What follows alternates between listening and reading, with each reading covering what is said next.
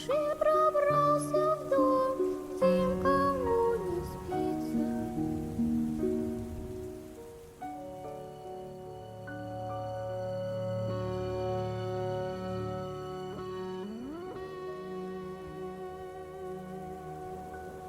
Bienvenidos a La Incógnita de lo Incierto.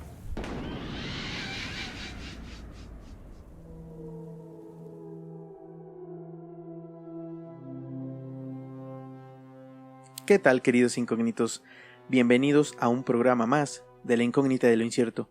Gracias por escucharnos, por acompañarnos y como pueden ver en esta ocasión me toca estar nuevamente solo, pero vamos a hacer un tema bastante interesante. Antes de continuar quiero darles las gracias a todos aquellos que se han suscrito a nuestros canales como YouTube y las diferentes plataformas de audio, y es un placer para nosotros saber que nos escuchan desde diferentes lugares del mundo. Un saludo a toda Latinoamérica, a España y Estados Unidos, que son los lugares donde vemos que más nos escuchan, pero también un gran saludo a todos los rincones del mundo desde donde nos estén escuchando. Me complace anunciar también que este es nuestro episodio número 50 del podcast y honestamente debo decirles que no pensamos llegar ni a 5 episodios, pero aquí seguimos y con muchas ganas de crear contenido para todos ustedes, interesante y que sea de su agrado. Y dicho lo dicho y dando todos los mensajes parroquiales, vamos con el tema de esta ocasión. Y debo decirles que volvemos a los temas que más nos gustan. Obviamente nos referimos a los ovnis y aliens. En uno de los episodios anteriores platicamos sobre las abducciones extraterrestres y explicamos todo lo relacionado con este tipo de encuentros. Incluso tocamos los casos más sobresalientes, aunque solo fue por encimita, y por esta razón vamos a ahondar más en uno de estos casos, que a mi parecer es uno de los más creíbles por la evidencia que podemos encontrar. Así que vamos a platicar sobre la abducción de Travis Walton. Tal vez el nombre de Travis Walton no les suene tanto, o sí, si son amantes del tema ovni, ya que aunque sí fue muy mediático en su momento, los casos más famosos son otros como la abducción del brasileño Antonio Vilas Boas en Brasil en 1957, y del que se sabe y se dice que fue el primer caso documentado sobre una supuesta abducción extraterrestre, y digo supuesta porque hay muchas cosas que no me cuadran y que no se me hacen tan creíbles del caso. O el caso del matrimonio de Betty y Barney Hill en 1961, y que por supuesto vamos a tocar más adelante en otro episodio, ya que también resulta muy interesante todo lo que sucedió en esa ocasión. Pero entonces, si vamos a hablar de Travis Walton, ¿por qué el nombre del episodio es Fuego en el Cielo? Bueno, pues porque el caso de Travis sirvió como base para la película del año de 1993, la cual llevó por nombre Fire in the Sky, o Fuego en el Cielo en español. Y debo decir que esta película solo está basada en el caso del que vamos a hablar en esta ocasión, aunque como es evidente los sucesos se magnificaron para crear un impacto en el público que viera esta película. Yo me atrevo a decir que es la película que a mí más me gusta sobre abducciones extraterrestres. Posiblemente fue porque yo la vi muy pequeño, cuando yo tenía como unos 7 años, y seguramente eso fue lo que me dejó impactado e impresionado. Si no la han visto, yo los invito a que la vayan a ver, porque en mi muy humilde punto de vista es una de las mejores películas sobre abducciones y es bastante buena.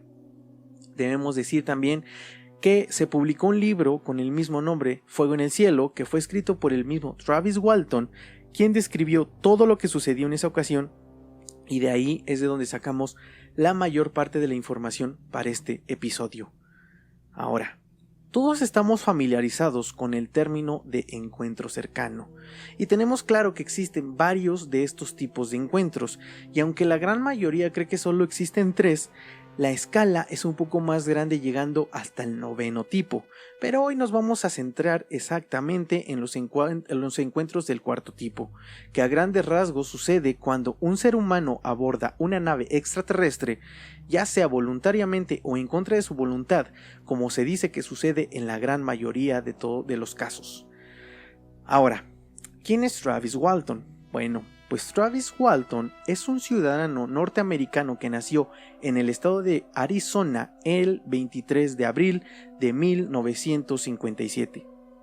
Y aunque no hay mucha información sobre su vida antes de la noche del 5 de noviembre del 75, lo más sobresaliente es que la gente describía a Travis como el chico malo del pueblo. Dicen que tenía motocicleta y que le gustaba montar toros salvajes. Incluso había una historia en el pueblo que decía que en una ocasión Travis y sus amigos vieron a un oso salvaje, por lo cual obviamente todos los amigos salieron corriendo, pero Travis, a diferencia de todos los demás, se acercó al oso y comenzó a perseguirlo. Afortunadamente el oso salió huyendo y la situación no terminó en tragedia, pero más o menos se pueden dar una idea de cuál era el carácter y cómo era Travis en ese momento. En 1975, Travis tenía 22 años y trabajaba como leñador en el Bosque Nacional Sea-Grips, junto con un equipo de 6 personas más. Mike Rogers era el jefe de equipo y el mejor amigo y cuñado de Travis. En varias entrevistas, Rogers dijo que él mismo eligió a su equipo, pues sabía que las jornadas eran relativamente largas y manejaban herramientas peligrosas, por eso necesitaban ser gente fuerte tanto física y mentalmente, y que todos ellos cumplían con estas características. Y esto es importante para un poco más adelante. En ese mismo año, el equipo de Rogers recibió un contrato muy jugoso y lucrativo. El trabajo consistía en cortar y talar árboles de un área de casi 500 hectáreas en un tiempo de 200 días aproximadamente. Dado que el trabajo era muy demandante, Rogers se reunió y consultó a todo su equipo para decidir si aceptar o no el trabajo. Obviamente todos dijeron que sí se aceptaban el trabajo, pues se sabían capaces de hacerlo, y aparte pues había mucho dinero de por medio y pues les interesaba esto, aunque no pensaron mucho en las consecuencias de que se les podría ajustar mucho el tiempo y no iban a poder cumplir tal vez con el trabajo que se les estaba dejando. Todos estos leñadores trabajaron durante varios meses y en los primeros días de noviembre las jornadas de trabajo fueron mucho más largas de lo normal. Empezaban desde la mañana, desde el amanecer, y terminaban hasta el anochecer, aproximadamente a las 6, 7 de la tarde, pues ya oscurecía y era muy difícil que trabajaran. Esto porque había una fecha de entrega y ya estaban muy retrasados, solo contaban con un par de días más para entregar el proyecto. El 5 de noviembre del 75, Travis y los muchachos trabajaron y terminaron de trabajar muy tarde. Y aunque estaban muy cansados, pues obviamente tenían que subir todas sus herramientas a la camioneta y tenían que regresar hacia el pueblo y a sus casas para descansar. En la camioneta iban Travis Walton, Mike Rogers, Ken Peterson, John Gillette, Steve Pierce, Allen Dulles y Dwayne Smith. El equipo iba platicando, iba bromeando, iban escuchando música, como todos los días cuando regresaban hacia su casa, pero de pronto, en la lejanía, vieron una luz que inicialmente creyeron que se trataba de un incendio o de algún otro automóvil, pero al acercarse, puesto que iban hacia ese camino, Mike se dio cuenta de que la luz no pertenecía a un auto ni mucho menos a un incendio, sino a un objeto que parecía ser un avión y estaba muy cerca de los árboles. Esto era prácticamente imposible, como un avión iba a volar muy pegado a los árboles. No, es imposible. Allen, el otro de los leñadores, sacó la cabeza por una ventana y gritó: ¡Por Dios! ¡Esto es un platillo volador! El objeto tenía forma de disco y estaba flotando sobre la tierra a unos 15 metros de altura. El platillo era de color plata y unos toques de oro. Su diámetro era de aproximadamente 6 metros y la luz que percibieron en la lejanía provenía de la parte inferior del platillo. Decían que eran como unas celdas que estaban alrededor del platillo y que estaban divididas como por unas líneas negras. Eso es lo que describieron los leñadores. Lo más extraño es que este objeto, aunque estaba en el aire, no se movía y no emitía ningún sonido, algo que resulta extraño para la tecnología que existía en ese momento, ¿no? Obviamente si era un helicóptero, si era una avioneta, pues tendría que emitir algún ruido. Este objeto se mantenía inmóvil y no tenía ningún sonido.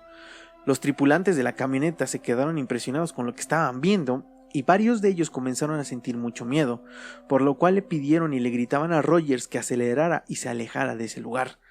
En ese momento, Travis abrió la puerta, salió de la camioneta y fue directamente hacia donde estaba el objeto flotante.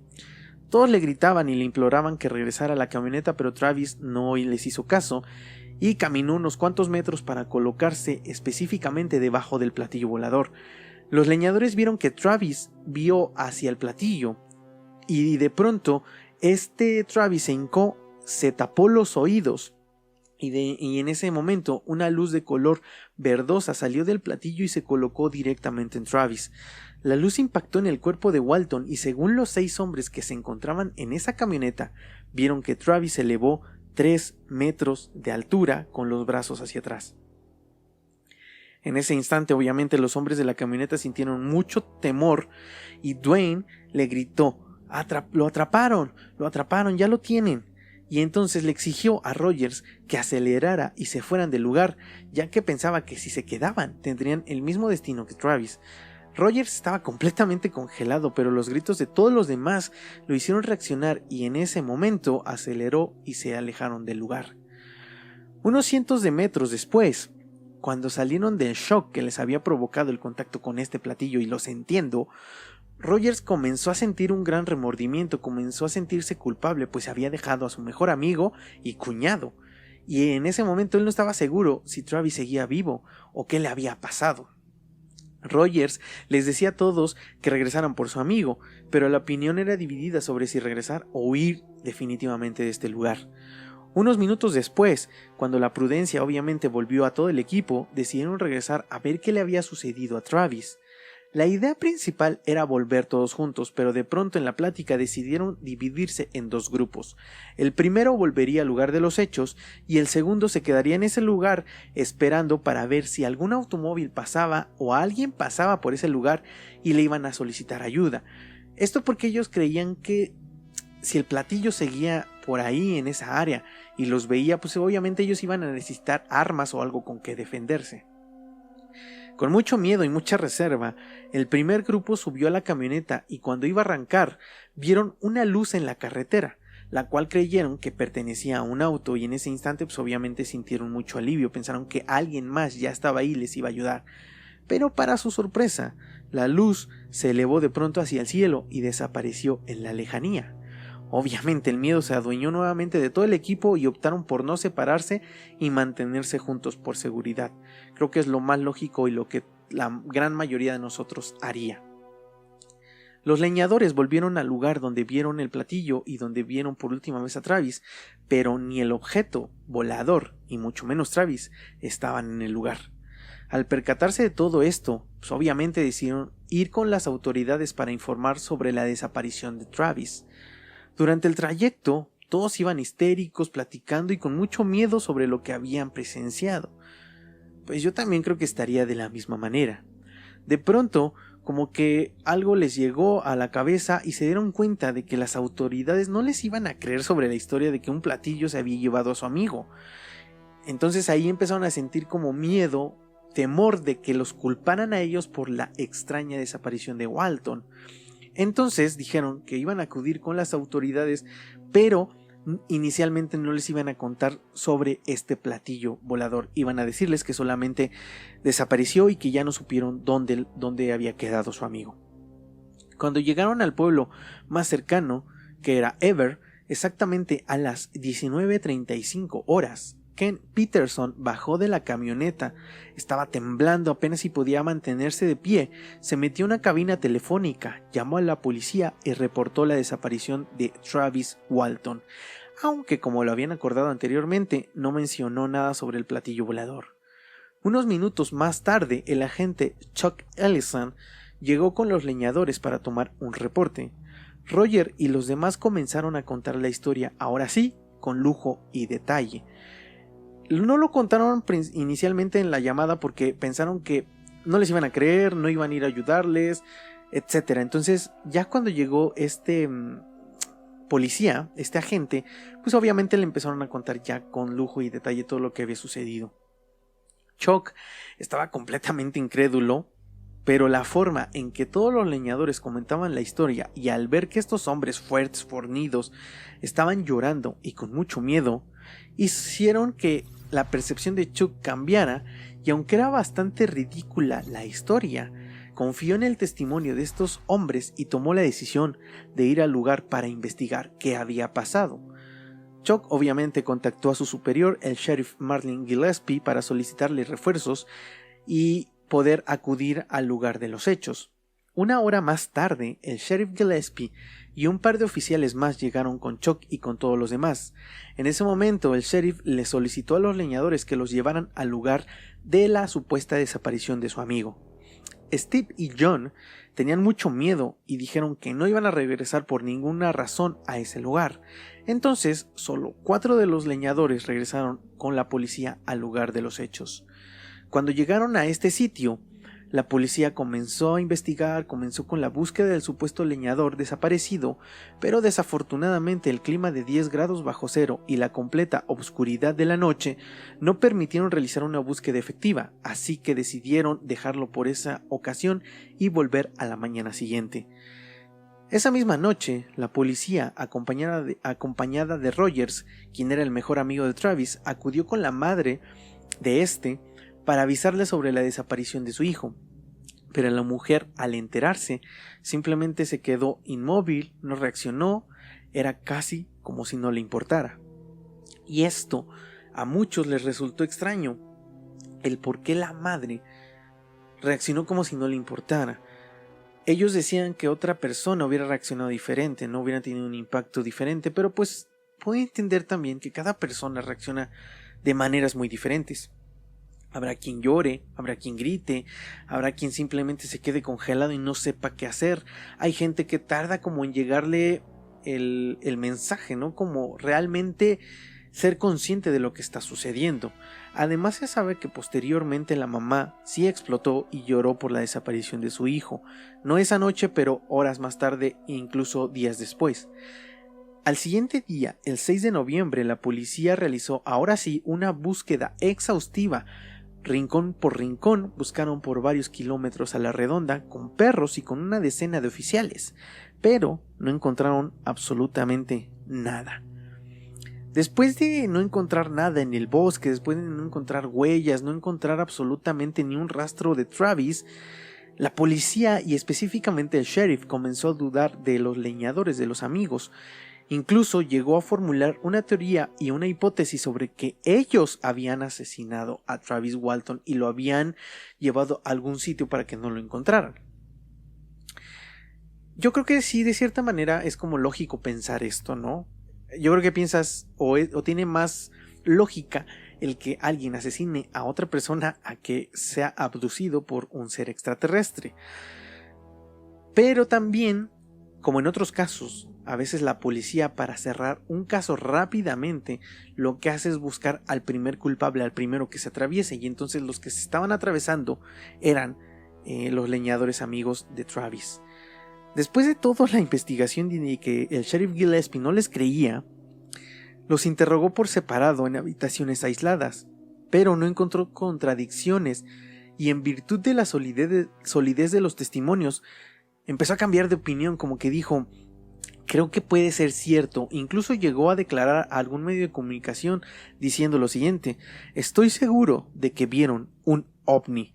Ahora, esto es como subjetivo, o sea, está afirmando que obviamente vieron algo extraño, un objeto volador no identificado, pero no necesariamente se trataba de extraterrestres.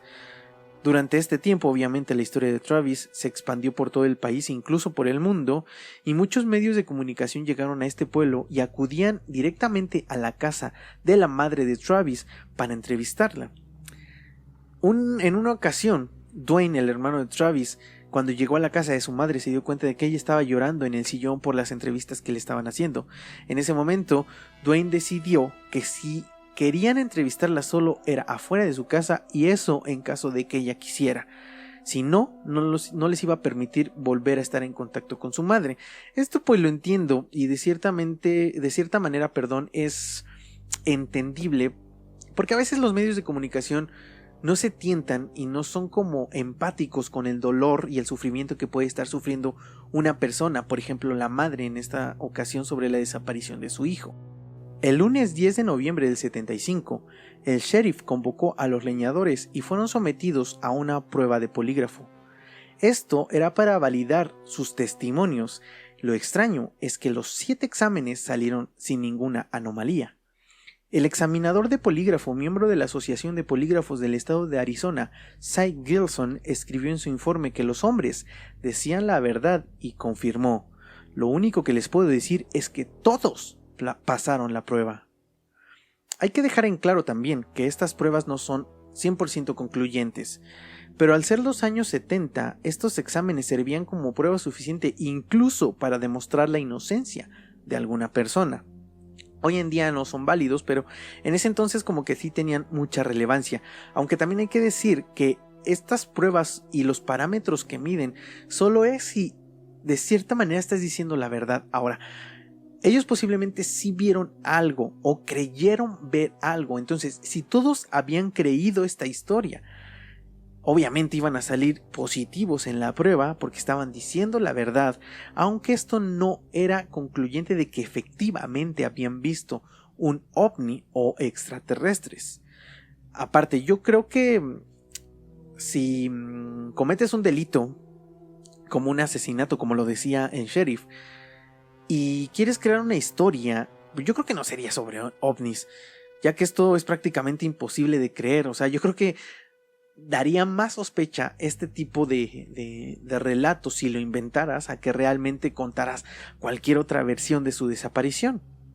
Ahora, la madrugada del 11 de noviembre, exactamente a las 00:05 horas de la madrugada, el teléfono de Allison Neff, hermana de Travis, comenzó a sonar. Quien levantó la bocina fue Grant, quien era el esposo de Allison, cuñado de Travis. Grant escuchó a un hombre al otro lado de la línea que decía: «Trajeron, regresé, estar aquí en Ever, alguien venga a buscarme».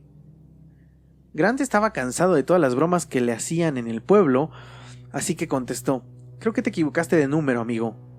Pero antes de colgar, el hombre del otro lado gritó: «¡Espera! Soy Travis».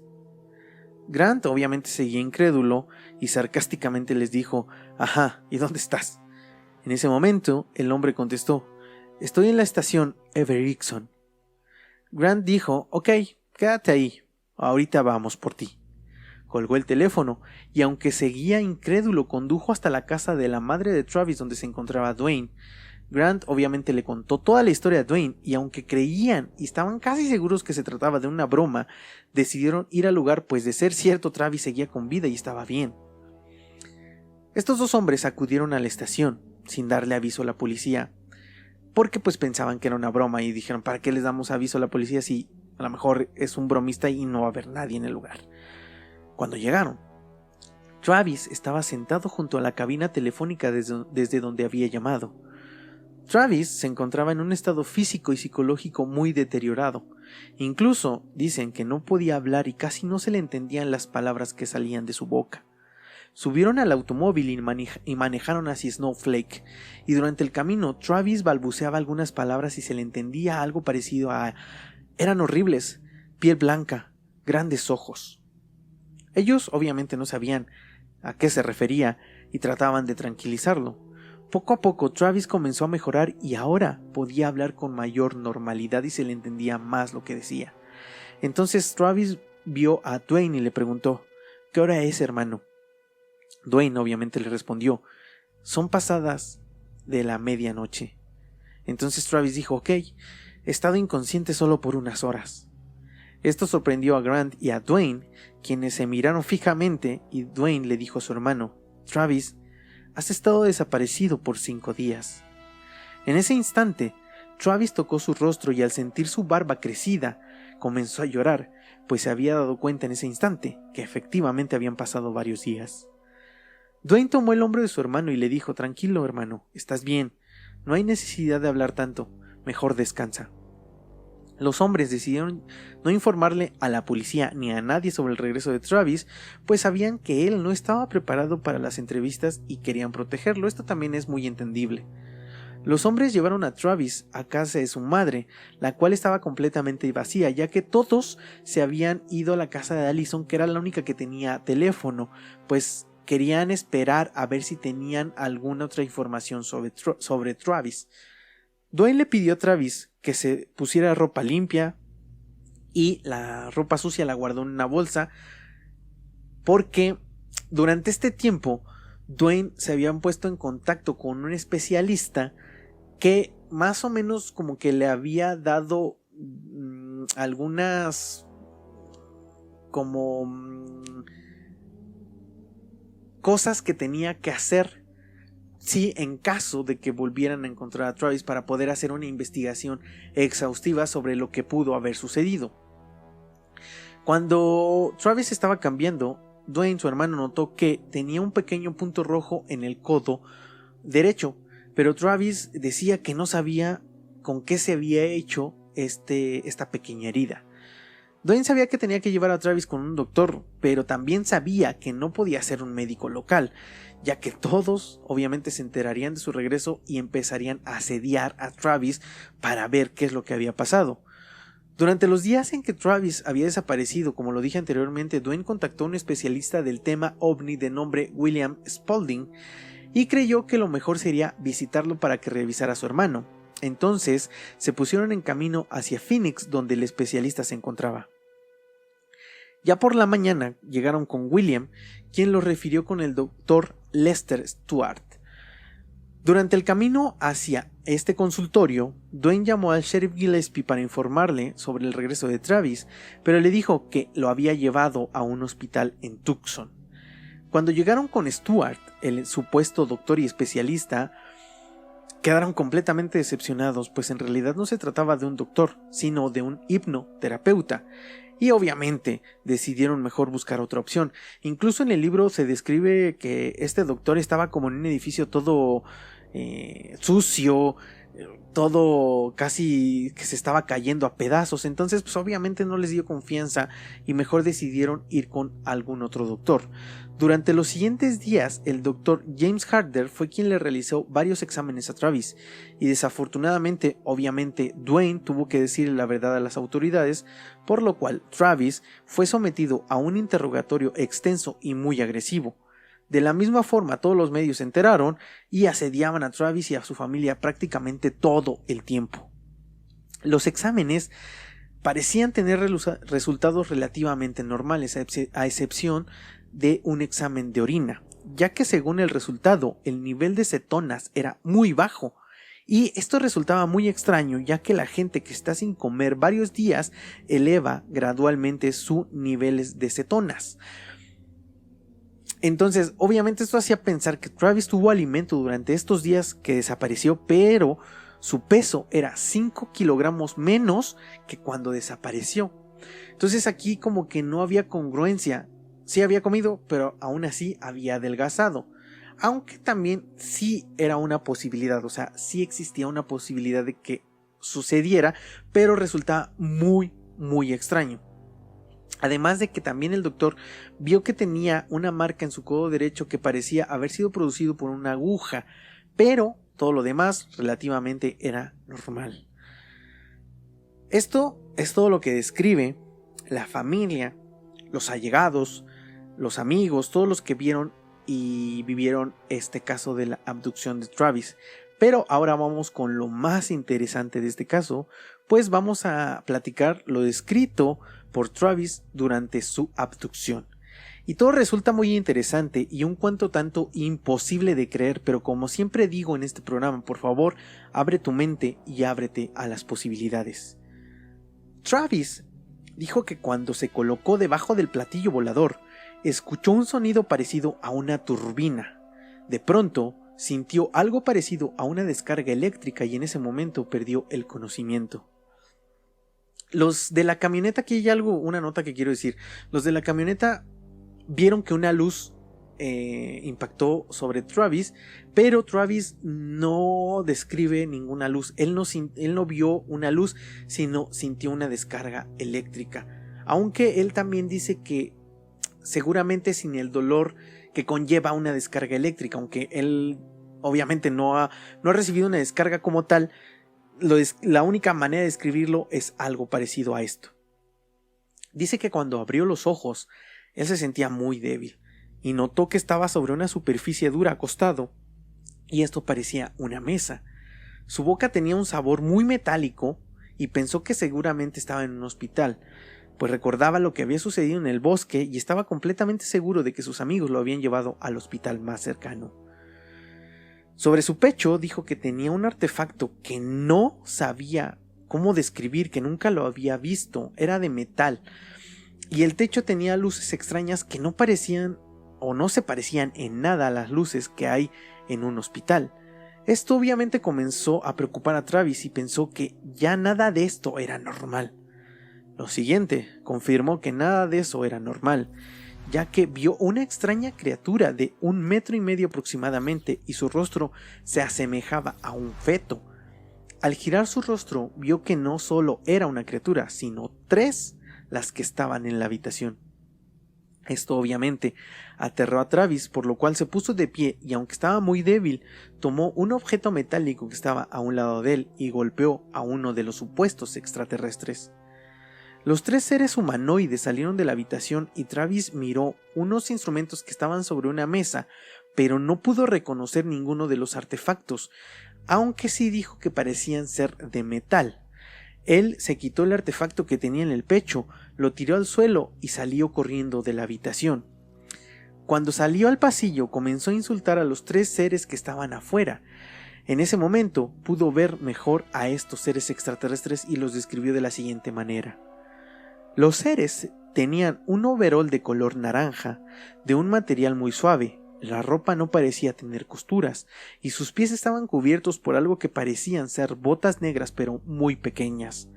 Sus delgados huesos estaban cubiertos por una piel de color blanca muy delgada con textura, como la de un malvavisco. Sus manos eran muy pequeñas, sin uñas y sin ningún vello. Sus cabezas calvas eran muy grandes comparadas con el resto de sus cuerpos. Sus bocas tenían labios muy delgados, sin embargo, nunca vio que se abrieran. Sus ojos eran grandes y tenían pupilas, aunque el iris cubría prácticamente el total de las pupilas. A diferencia de la película, y esto quiero hacer como una acotación, estos seres no eran hostiles. En la película eran súper hostiles. Incluso lo más impactante es los exámenes o supuestos exámenes que le realizan en esta película, incluso poniéndole una aguja en un ojo, etcétera. Muchas cosas como muy brutales, pero realmente Travis no describe nada de esto. Esto es a lo que me refería cuando dije que se habían magnificado los eventos en la película, y como lo dije, es entendible. Pero al no ser hostiles, estos seres nunca pretendieron hacerle daño. A pesar de todo esto, pues obviamente Travis tenía mucho miedo, por lo cual corrió hacia otra habitación y pretendiendo escapar. En esta otra habitación estaba una silla y un mecanismo con muchísimos botones.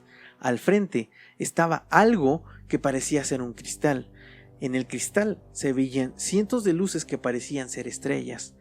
Travis comenzó a presionar todos los botones que estaban a su alrededor y las luces comenzaron a moverse. En ese instante Travis, al ver todo esto, se mareó y se fue hacia atrás cayendo al piso. Cuando se levantó, aún que estaba muy débil, se levantó como pudo y salió del lugar corriendo. Afuera de esta habitación estaba lo que parecía y describe Travis como un ser humano con un casco de cristal en su cabeza. El hombre era de facciones muy finas y medía alrededor de 2 metros, era muy alto. Travis quedó completamente extrañado y confundido, pues ¿qué hacía un humano en este lugar? ¿Qué hacía un humano dentro de una nave extraterrestre? Travis seguía gritando e insultaba a todo aquello que se le pusiera enfrente, pero el humanoide simplemente no emitió ningún sonido y solo agarró a Travis del brazo, lo tomó y lo llevó hacia afuera. Travis dice que fue como, aunque sentía mucho coraje, mucho miedo, como que sintió cierta tranquilidad el pensar que era un ser humano, es por eso que se dejó como llevar. El ser, llevándolo del brazo, llevó a Travis a algo que parecía un hangar, y que cuando entró a este hangar sintió algo que parecía ser una brisa de mar, como si le hubieran caído gotas de agua. Dijo que parecía ser un hangar, ya que pudo como reconocer unas naves muy parecidas a lo que vio en la noche en el bosque. Cuando atravesaron todo este hangar, lo llevó caminando. Llegaron a otro cuarto donde estaban 3 seres humanoides con cascos de cristal en sus cabezas. 2 eran seres masculinos y 1 era femenino. Lo realmente extraño es que los dos hombres masculinos eran prácticamente idénticos al que llevó a esa habitación a Travis. Travis obviamente pensó que todos estos eran seres humanos y que eran hermanos porque sus rasgos eran casi idénticos, pero era bastante extraño que estuvieran ahí. Travis en ese momento empezó a gritarles y les exigía que le explicaran dónde estaba y qué iban a hacer con él, porque tenía mucho miedo. Los seres no dijeron nada, simplemente se acercaron, lo tomaron por los brazos y las piernas, lo colocaron en una plancha y aunque Travis intentaba zafarse, los seres eran muy fuertes y lograron someterlo sin ningún problema. Cuando lo acostaron en la cama que estaba al centro de la habitación, la que era femenina, el ser femenino, colocó un artefacto cóncavo sobre su nariz y boca y de pronto dice que Travis se quedó dormido y no supo más. Cuando despertó, vio un cielo muy estrellado y a lo lejos pudo ver lo que parecía ser la nave espacial como yéndose en el espacio. Se puso de pie como pudo y poco a poco se fue dando cuenta de dónde estaba y se dio cuenta de que estaba muy cerca del lugar donde tuvo el encuentro cercano. Cuando por fin como pudo reaccionar bien e identificó el lugar exacto donde estaba, comenzó a correr para llegar al pueblo más cercano. Al llegar, fue directamente a una cabina telefónica y vio que estaba descompuesta, por lo cual siguió corriendo, siguió caminando hasta llegar a la estación desde donde realizó la llamada a su hermana. Levantó la bocina y pidió al operador que le comunicaran con su hermana con una llamada por cobrar. Hay una entrevista, de hecho, que hizo para History Channel, me parece, Travis Walton, en donde dice que después de platicar esto con varias personas, muchos le dicen o le comentan que posiblemente estos seres humanoides que parecían seres humanos solo fueron una ilusión o hologramas para que él dejara de sentir miedo. Suena un poco descabellado, pero también puede tener algo de realidad, puede ser cierto. Ahora, como pueden escuchar, la experiencia de Travis resulta muy extraña, pero de ser cierta es verdaderamente impresionante. Ahora, ¿por qué en lo personal digo que este es el caso que creo más?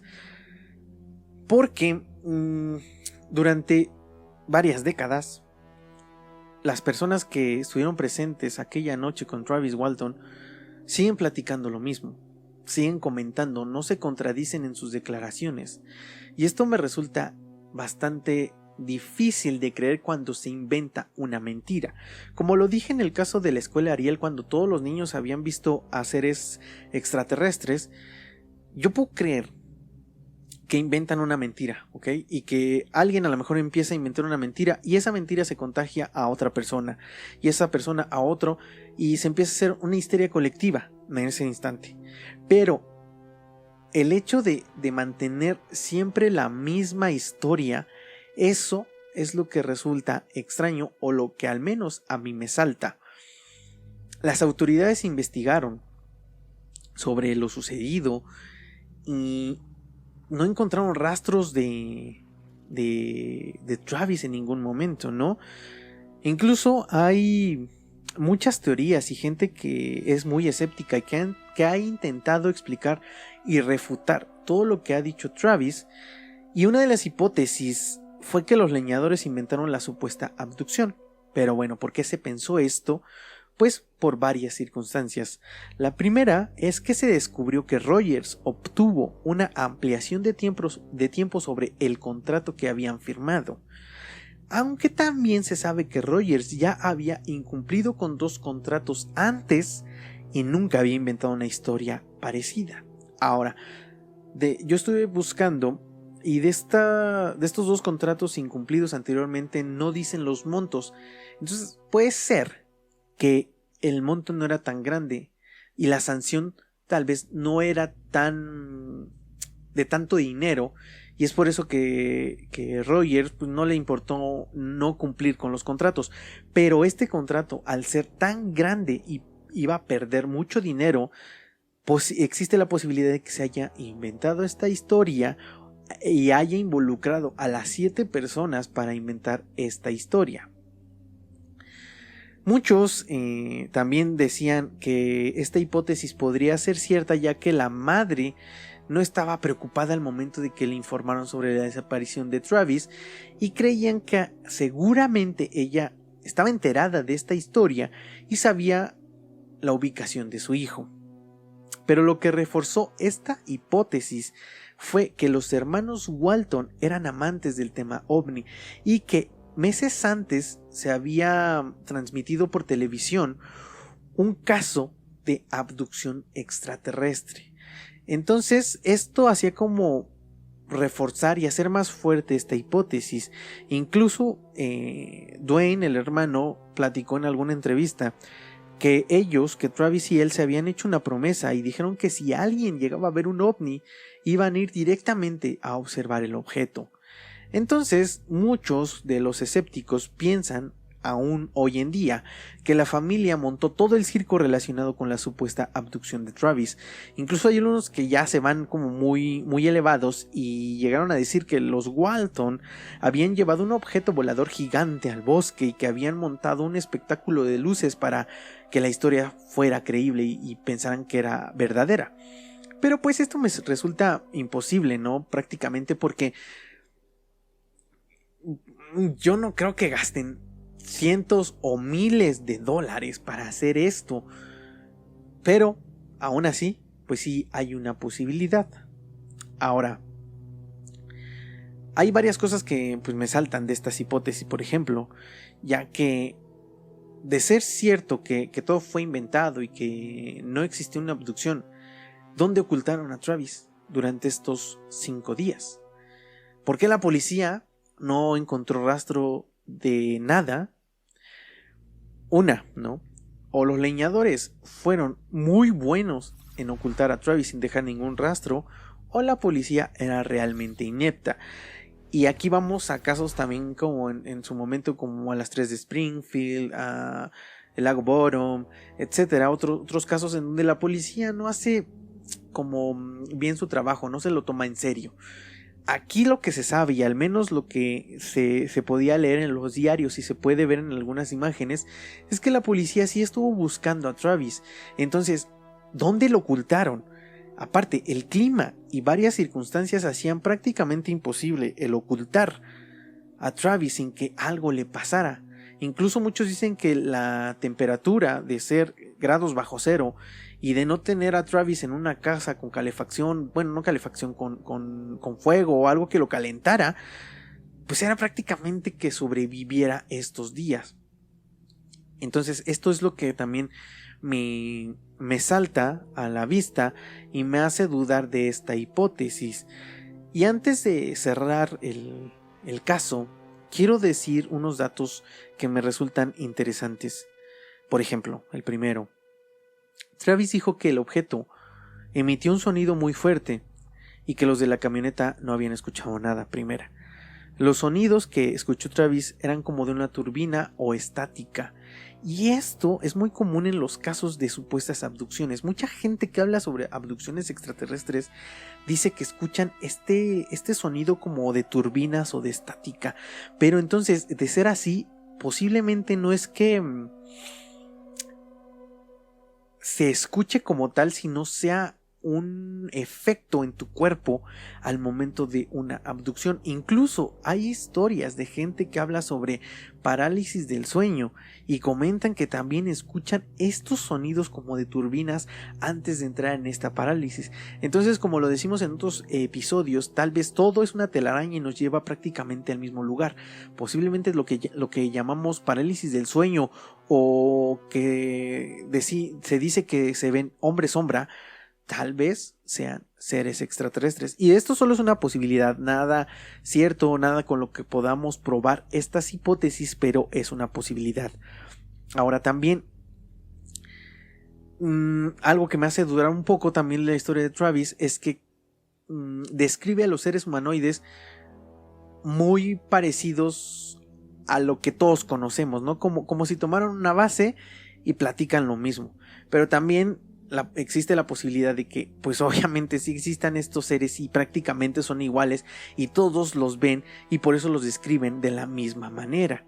aunque también los últimos seres que lo llevaron a la habitación para dormirlo, Travis los describe como a lo que conocemos como pleiadianos o nórdicos, que según las historias y las hipótesis son los seres del lado bueno de todas las razas extraterrestres, aunque pues eso no lo podemos confirmar. Y bueno amigos, pues esta es la historia de Travis Walton y ustedes al final tienen la última palabra. Espero que les haya gustado este episodio y los invito nuevamente a que se suscriban a nuestros diferentes canales y redes sociales, ya que esto pues obviamente nos ayuda muchísimo. Y nuevamente quiero agradecerle a todos aquellos que nos escriben un mensajito, que nos mandan historias, que nos dan like, que se suscriben, porque eso pues obviamente nos hace sentir muy bien a nosotros y nos hace como motivarnos para seguir creando contenido. Porque pues obviamente todos nosotros tenemos también cosas que hacer, pero pues nos enfocamos también en la investigación, en grabar este podcast, en hacer la edición para ustedes y para nosotros que también nos gusta hacer esto. Es un hobby, pero tratamos de hacerlo de la mejor manera para que a ustedes les agrade y tengan un momento pues de entretenimiento. Yo les agradezco a toda la gente que llega hasta este punto. Me despido, yo soy Ava, pero no sin antes recordarles a todos los que nos ven abrir sus mentes y abrirse a las posibilidades.